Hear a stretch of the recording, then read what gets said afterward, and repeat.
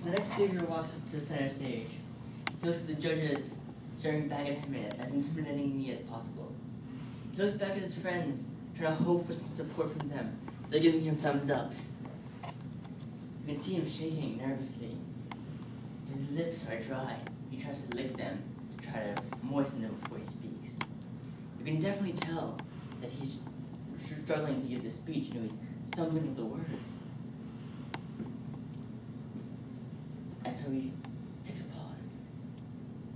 He takes a breath. And begins.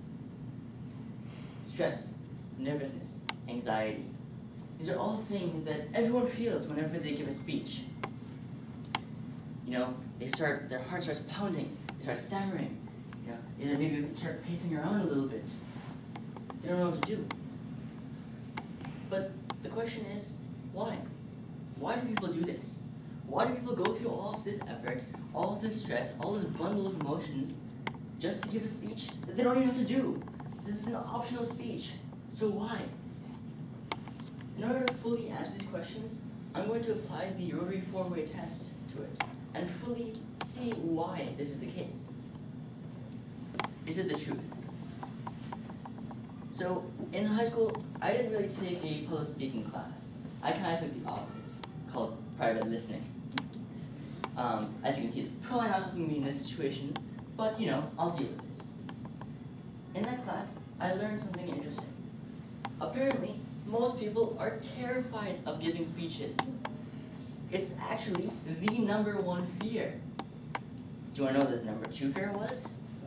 Death. Yeah. So people are actually more afraid of dying than, more afraid of giving speeches than they actually are of dying. When I heard that, I was speechless. That doesn't make any sense. But I started thinking about something funny, actually.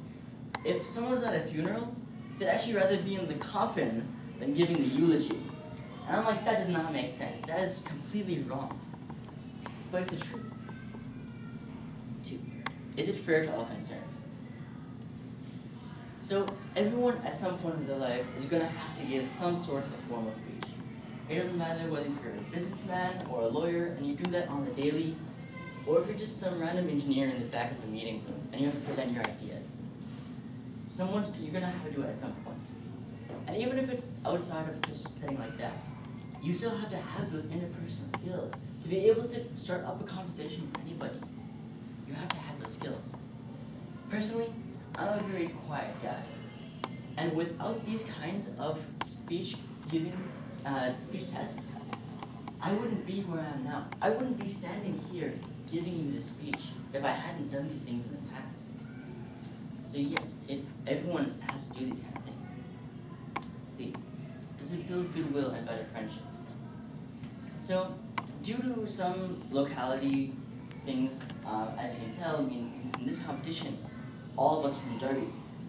So sometimes we typically know each other. I know I have a few friends back here.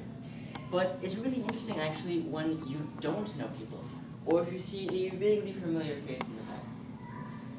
I remember last year when I was doing this competition, I ended up sitting next to somebody who I had in class with me, but I didn't really know them. They were a year older than I was, and we didn't really talk very much in class. But then, as we started talking a little bit, I got to get to know her. And slowly but surely, we became friends. And in class, we would often speak to each other about different things. But what's even more interesting is when you get to know people that are from out of the city, or out of the state. Actually, interestingly enough, last weekend, I actually was at another speech competition where I met some guys from Toledo and Cleveland.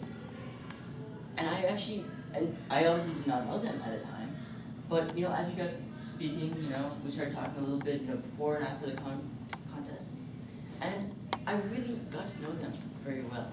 I felt like I really made a connection with them. And you know what's actually cool is that we all qualified for nationals. So I get to go back in 3 months and see them again and rekindle our friendship. This is the kind of thing these speech competitions bring up in us. 4, is it beneficial to all concerned? Look around this room. I mean, you have all these different speakers with different backgrounds. putting so much hard work and effort into giving the speeches and making the speeches. It takes a lot of courage coming up here. I know, I'm doing it. But yet, they're still doing it. And it is going to help them in the future. So, like I said, I did this competition last year, and I really enjoyed it.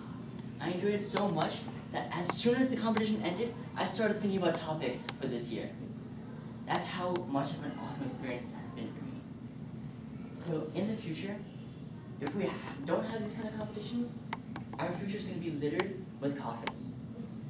But with these kind of competitions, it's going to be filled with brilliant young leaders. So let's not rest in peace, and let's share our ideas. Thank you.